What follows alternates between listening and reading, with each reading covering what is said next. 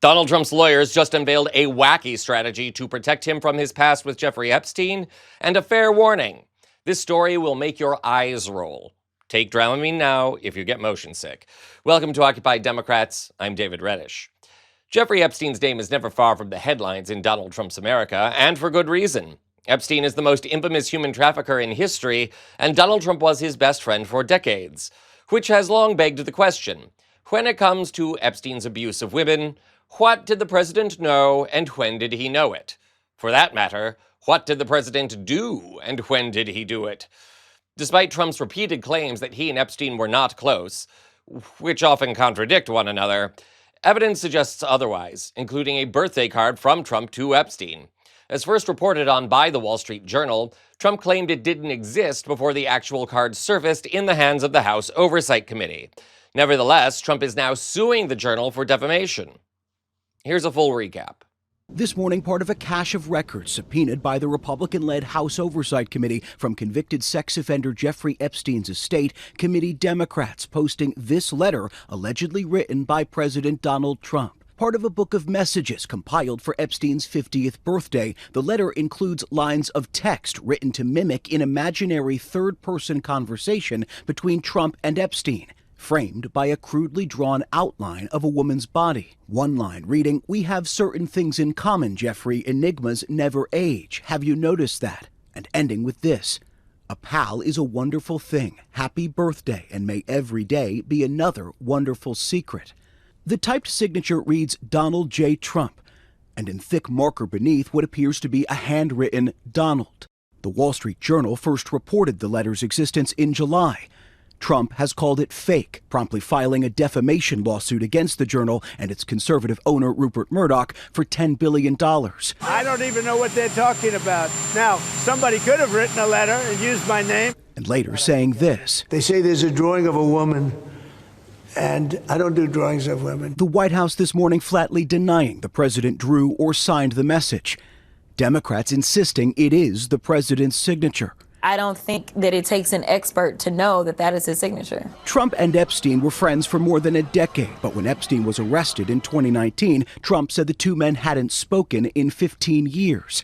The book was given to Epstein in 2003, 3 years before he was first arrested for sex crimes. Recently, the president claiming the two had a falling out because Epstein, quote, took people, including young women, who worked at Trump's Mar-a-Lago club. He took people, and because he took people, I said, don't do it anymore. You know, they work for me. And he took, beyond that, he took some others. And once he did that, that was the end of him. In the so-called birthday book, hundreds of pages that included letters from other Epstein friends and associates, including former President Bill Clinton, at that point just 2 years out of office, writing about Epstein's childlike curiosity and drive to make a difference. After Epstein's 2019 arrest, a spokesperson for Clinton said the president knows nothing of his crimes, and the two hadn't spoken in over a decade. The messages compiled by Epstein's accomplice, Ghislaine Maxwell, currently serving a 20-year federal prison sentence for sex trafficking. So, with the government shut down to avoid release of the files, see our other videos for more on that, Trump's lawsuit against the Wall Street Journal continues, despite the actual letter described in their story coming to light. So how's Trump going to explain that one? As it turns out, thanks to a ludicrous court filing yesterday, now we know. Yesterday, Trump's lawyer, Alejandro Brito, filed a brief arguing that the letter, as uncovered by the House Oversight Committee, cannot be admitted as evidence to the defamation trial. Brito's reasoning? The Journal has not proven that the birthday letter uncovered by the House Oversight Committee is the same letter as described in the Wall Street Journal story, despite the details outlined in the story matching those in the actual card in totality. Brito wrote, quote, "Critically, no witness, author, or official custodian identifies the letter as originating from or corresponding to the article. The article itself does not state that the defendants obtained the letter from a congressional source, nor does the congressional record state that its attachment was relied upon, quoted, or reviewed by that reporter. There is no attribution, no chain of custody, and no cross-reference tying the two documents together." Close quote. So, in other words, since the Wall Street Journal hasn't proven that the letter it was writing about in its July story is actually the same letter released by the House Oversight Committee, it should not be allowed as evidence. despite the description matching the letter exactly.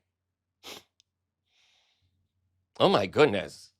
Do you smell that, my beautiful viewers? It's the foul stench of desperation. Not to mention all the BS in this legal brief. Like the words of Donald Trump himself, this brief is one big gaslight against the American justice system and the American people. And despite the assurances of Trump, House Speaker Mike Tiny Johnson, presidential spokesliar Caroline Leavitt, and a host of other Republican officials, there is something they fear in the Epstein files. If they didn't, why not just release them so we can all move on with our lives? Why the denials? Why the changing stories? Why legal filings that are so absurd they are actually insulting? Why shut down the government to prevent a vote on the release of the files? The plot just gets thicker and thicker, folks, and there is a runaway train barreling straight toward Washington.